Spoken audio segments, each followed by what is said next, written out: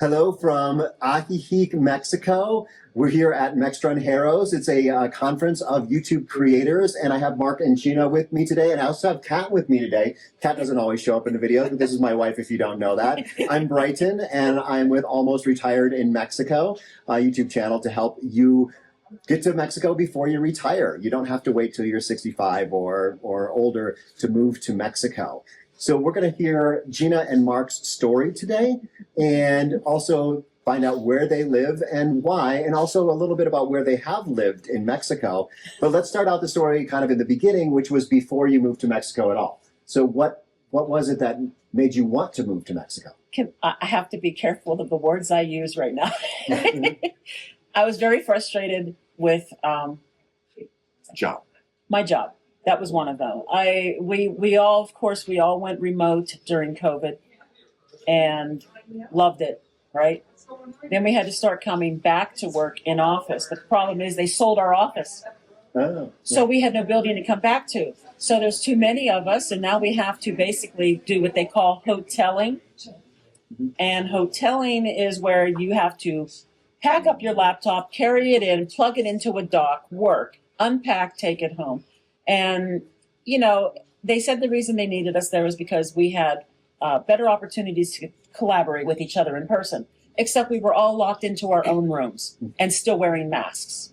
So I was done with it, you know, and there was some other things too going on, such as a for-profit company had bought the nonprofit healthcare system, and they made a lot of changes. There were silos that were switched, and I was tired of it. Then I'd come home, and he's got 24-hour news cycle running on the TV. It ran at night in bed.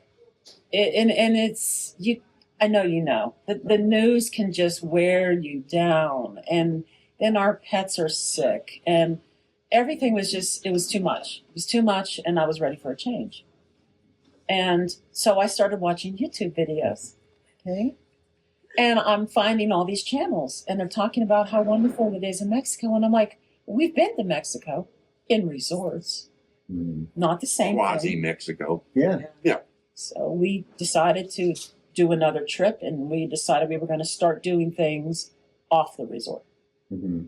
We scheduled tours with people.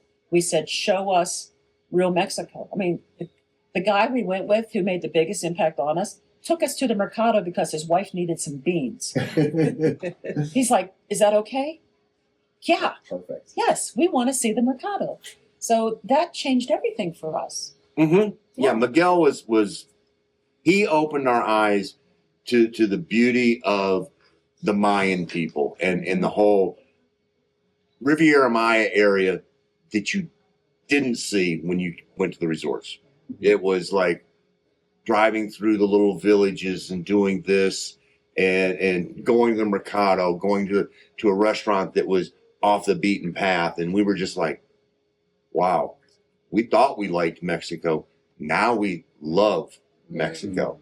I love that. So wait, quick question. How did you find Miguel? Like, how does someone who's watching this video find a guide that's not like a typical tourist guide? It was happenstance. Yeah, lightning struck. We booked a tour with a company. I want to say her name was Monica, but the problem is she couldn't come that day.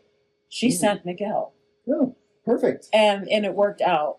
Now, here's the story that I love telling, because we hadn't made the decision to move here yet. I'm watching all these videos. He's watching Sons of Anarchy, Perry Mason, or the news. And I'm watching these videos, and I don't think he's paying any attention. And I'll say, hey, honey, look at the budget this lady's put out here. Look how much she's spending. And I'm also thinking realistically about how we have been living paycheck to paycheck for years. Very little in my 401k. There is no retirement. When we do retire, we're on Social Security, and you know you cannot just live on Social Security. You just can't. Not north of the border. And I'm starting to get, I'm not even like 55 yet, and I'm panicking a little bit about what our outcome could be. Mm-hmm. And so I'm watching all these videos, and I'm saying, look at the budget, look at this. And I don't think he's listening. He's not listening. Well, we had a block party, and our neighbor was Mexican. He's at the block party. And I'm not even talking to him and the neighbor. No, they're talking with each other. I'm over here sitting in a chair. he tells the neighbor, we're moving to Mexico. What? Really? The first I heard about it. That's awesome. And then it was on. Then it was planned. We're planning. And then the impetus of the channel was, we were watching your channel, and we were also watching Ernie Baca at Retired Life Mexico No Bull, and Ernie was beginning to gain momentum, but he was still built winding up, and he was just starting to want to do lives, and so he's wanting to do a live interview about moving to Mexico, and he had the idea. He goes, you know what? I need somebody from the other side of the border's opinion, and so we can see their view of it. And so we had somebody who was going to do it that was in Mexico, and somebody on the other side of the border. So we have this video conference, and his software decides that it's not going to work. So we ended up having a 2-hour conversation with Ernie on video. Consult. And Gina was like, do you think anybody would be interested in knowing how to do it from this side of the border? Because everything we were seeing was people that were already in Mexico. Yeah. And Ernie went, absolutely. And that's it. And that's There's the channel. So from that point on, we started on the U.S. side of the border. How do we get our paperwork ready? Getting our apostilles completed. Great. Making sure that When you got your apostilles completed, who was telling you needed to do these things? Okay, so the apostille actually came from Querétaro had mentioned it, and then later Ernie had said that he knew somebody who her husband had passed away. correct. Yeah. And she could not claim the body because she did not have the documents apostilled. I think her marriage license. She didn't have an apostille marriage certificate. We just got that this year. This summer when we were back home, we got our marriage license apostille because we had no idea. But I'm working on a series of videos about dying in Mexico, and so that's when it's important. Yes. And so we decided that, all right, we put together the master plan, and one of the things that we do, probably if you ask our daughters and most people who know us too well, is we plan. I mean, we have a master plan, and then we massage the master plan, and then we go, well, can we tweak this some more? So we looked at it and went, okay, got to get her birth certificate, my birth certificate, get the marriage certificate and all of that. And we went to the bank and made sure that all of our financials had the exact same name as our passports. Yep. All the little details that can trip you up. And it was like, okay, because it took us a while to get because we got married in Vegas. And so getting it back in Clark County, and you have to have it apostilled where it's at. So we got all of that done. And it actually turned out well because we had a folder with 3 copies of all the financials for 12 months, not 6 months. Walked in hunting squirrel, but loaded for bear. It's the best thing you could do. Have too much. The exact opposite of us. And so I love hearing this. Oh, the perspective. happenstance. Yeah, we were like, fell into it. So this is amazing. And so when we got to actually, let me put it this way. Getting the embassy appointment for the visa was the most nerve-wracking part of the whole thing. They only opened it up, I think, like once a month, and they only gave like where we went. Wow. It was like maybe 5 or 6 appointments. Wow. He got one, and I could never get one. Maybe I'm going to Mexico. See you. We were both trying at the same time, and the embassy was kind enough to ask him if he could bring me in with him a week before our appointment. Yeah, they actually, we can't do it on the day that you're scheduled, but you can come in a week early. So then other things we had to do on the channel, which I thought was really helpful, is we showed us doing an estate sale.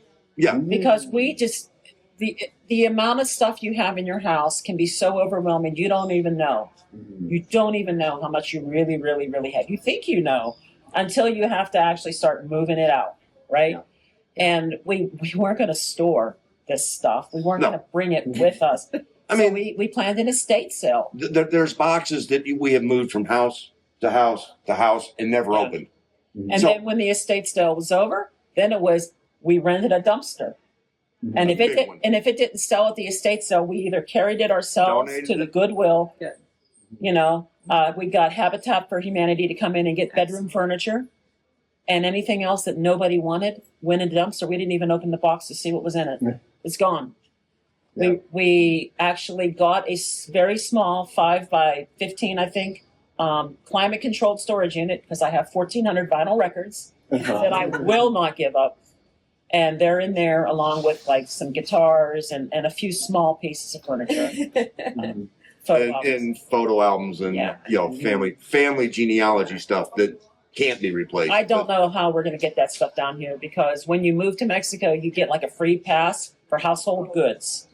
And they have to be itemized. You got to list every single thing and what it's worth. But if it's a household good, you get that pass when you're moving You don't your have to stuff pay in. the taxes. Right. Right. You don't pay the taxes. There's import tax. But you get it one time and it has to be over a certain percentage of actual household goods. If it's collectibles, like my records, Mm-hmm. they consider that something that you are probably trying to Business. sell here. Yeah. So I don't know yet how I'm getting those records here. One at a time, lots of trips. Yeah. Oh, 260 Lordy across the be. border. Well, and then we were here. So I actually started watching your channel early on when you guys were not yet here, but you're Yeah. here now. And really quickly, you're in Querétaro now, which is where we met up with you. Yep. But you've been many places in Mexico. So how did you kind of settle a little bit on Querétaro? And is that a long-term thing or? At the moment, when you move around as much as we did, you don't realize the friendships and the ties that you make along the way, right? And Querétaro was the first place we landed, and we made friends immediately. And they stayed with us through our whole journey. Over 3 years of moving all over Mexico, we stayed friends with these people. They're like our family. But then we've gone other places too. We've made friends in every place we've gone. Yep. Huatuco and in Veracruz. At El Tejar, and I mean, just every place we go, we had a family in Veracruz literally adopt us into their family, and they told us, "We will help you find a We'll place. find you a house. Come back here. Come live Right? come live with us in Veracruz. And Jose Luis, I know you're related to We love you. three quarters of the population of Veracruz is in his family because We are honorary familia mortera, but we didn't realize the impact of those friendships. Yeah. And so when we were getting tired, and we did get fatigued. Yep. Because we had a whole carload with roof bag, and we had to pack it and unpack it every time we moved, and that was like every couple of months. and it's Exhausting. it is so stressful loading that car because there's no space left, and so it was one of those that invariably every time I came to load in the car, it became we're snapping at each other just because it's the stress, and then it's like, oh crap, we got the time. I mean, if we got an 8-hour drive, then we're suddenly having to go, all right, we got to be on the road because we don't want to be driving at night. So, if we want to get there by 4 o'clock and it's an 8-hour drive, we got to be on the road no later than 8, which means for a 3-hour pack, we were starting at 5 in the morning. So we ended up going back to Querétaro for trip number 2, and we decided we were going to stay for a longer stay. Just take a break, 6 months. We did an Airbnb deal. We got a little bit of a lower rate, and we stayed for 6 months. And we were at our friend's house, friends that we've known now for 3+ years. And he's with one of them in one room. I'm with one of them in another room. And I'm like, I really want to tell Mark that I think I just want to stop for a little bit. I'm so tired of moving. We need to find a place just to keep our stuff. I don't care if we buy a shack to put stuff in. If we could just put our stuff somewhere and not carry it everywhere. And then he comes in the room and I'm like, can we talk about maybe just like leaving our stuff someplace for a while? And he's like, oh, thank God. So that's how we ended up. And then I was like, you want me to show you the houses I've been looking at? Because I had already started. I didn't know he was looking. I mean, I was already doing all right, if I can convince her to stay, where do we want to be? What are the options? Da, da, da, da. And then it was like, so we were thinking exactly the same way. And both of us were like, all right, we don't want to be the one to ruin it, the whole trek journey for the other. Because, we went to a lot of work into planning out and scoping the whole thing. Yeah. And so that was one of those where, neither one of us wanted to go. I don't want to be the one to rain on the parade, but I can't go anymore. So we leased the place for a year. Awesome. You chose a beautiful city. It's a beautiful city, and yeah, we're living in a country club, guys, you know, and part of me feels a little bit of guilt about this because it's a privileged area to live, if I'm going to be honest. And we're living with what everyone tells us is the crema innata of Mexico. And We're in the cheap corner but of it. we're in the very inexpensive like white trashy section of it, I promise you. And The church mice. yes, but it's quiet and it's a lot of green space, no dust, you know. And Querétaro does have a lot of dust. It's just you're high Sierra. Yeah. So we like it there. The main purpose of it was to keep our stuff there. And we did a couple more trips after we did this lease, and the amount of relief of not having to pack the car. 30-minute pack versus a 3-hour Oh, yeah. pack. I mean, so I know. We do it yeah. twice a year, and I know what you're talking about. Yeah. yeah, it's just So we still have places we want to go. We still want to go to La Paz. We still want to go to Puerto Vallarta. And there's probably a few other places too. We're going to Mexico City soon for a couple of concerts. And we don't have to pack. Yeah. That's the big It's thing. huge. Awesome. But having friends help us find the place, having friends that we can invite over for parties, that made a huge difference on where we landed. Awesome. Well, if you want to follow their journey, you can follow it all the way from the beginning over on their channel. So I'm going to have a link to your channel, and it's going to be above Gina's head, I think. And a link to some other video will be up here above Kat's head. So thank you guys all for watching. Thank you, Gina and Mark, for sharing this Thank time you. with us. And thank you to LCS, the Lake Chapala Society, for hosting us here. From Ajijic, Mexico, wish you were here. Hasta luego.